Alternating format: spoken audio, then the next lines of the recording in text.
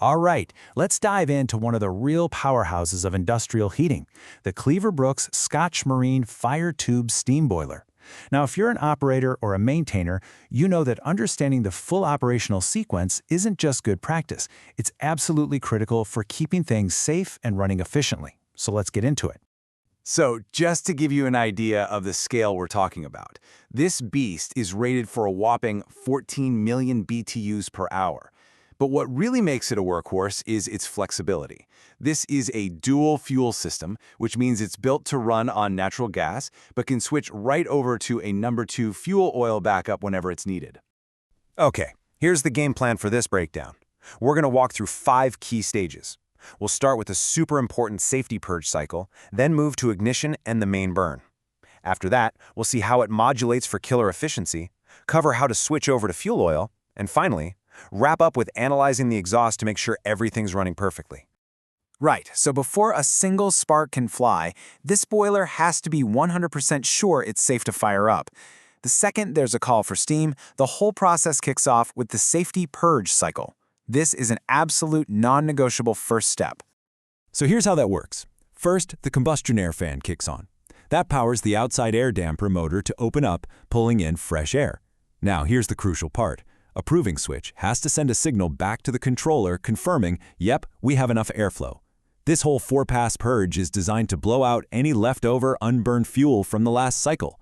No purge, no fire. It's really that simple.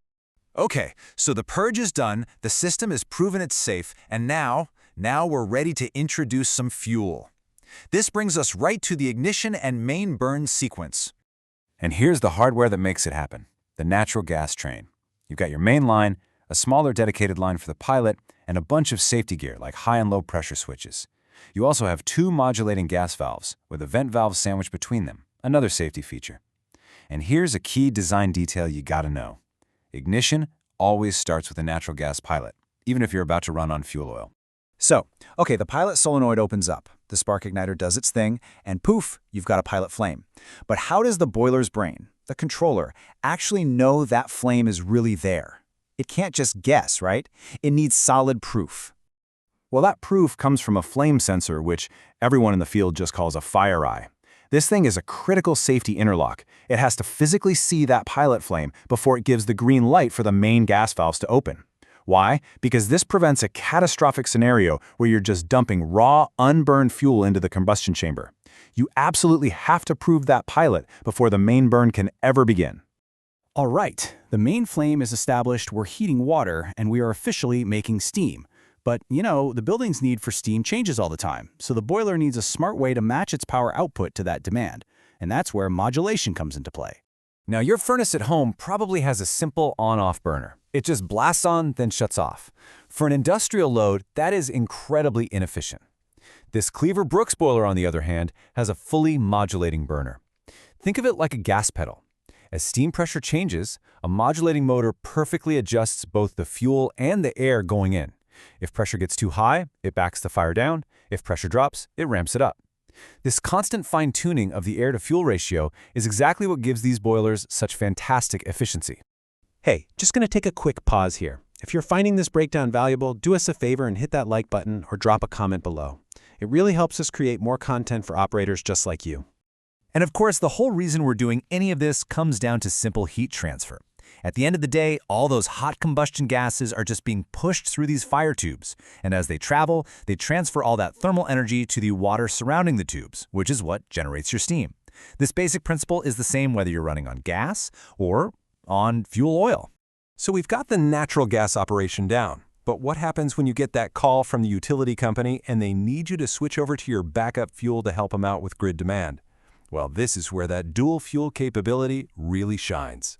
The process for oil is a little more mechanical. First, number 2 fuel oil gets pumped from a storage tank. It goes through some strainers to get cleaned up before hitting the main oil pump. From there, the pressurized oil gets mixed with compressed air. This is a big deal because it atomizes the oil, turns it into a fine mist, for a way cleaner, more efficient burn.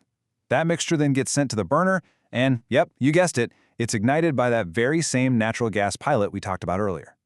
So the fuel's been burned, the heat's been transferred, and the steam has been made. But we're not quite done. What happens with all those leftover combustion gases is just as important for the boiler's long-term health and efficiency. So the exhaust gases leave the boiler and travel through the breeching. That's just the fancy word for the ductwork that connects it to the main chimney stack. And that path is designed to safely shoot all those byproducts high up above the roof, away from everybody. But here's a little detail. If you look closely at the breeching on a lot of these boilers, you might see a couple of small, perfectly drilled holes. Now, they're not a mistake. They're there for a very specific reason. So what are they for? Those holes are test ports for a combustion analyzer. This is, without a doubt, one of the most important tools in any operator's toolkit. By sticking a probe right into the exhaust stream, you can measure stuff like oxygen levels, carbon monoxide, and the stack temperature. That data tells you exactly how efficient your burn is. It gives you the cold, hard numbers you need to make smart decisions and fine-tune that air-to-fuel ratio for absolute peak performance. And that, my friends, brings us full circle. From that first safety purge all the way to analyzing the final puff of exhaust, every single step in this sequence is connected. Understanding the entire process, not just one piece of it, is what separates a good operator from a great one, and it's what keeps these powerful machines running safely and efficiently day in and day out. And that wraps up our breakdown of the Cleaver Brooks Boiler's operational journey. We really hope this was a valuable look under the hood. For more technical explainers like this one, make sure to like, share, and subscribe to the channel. Thanks for watching.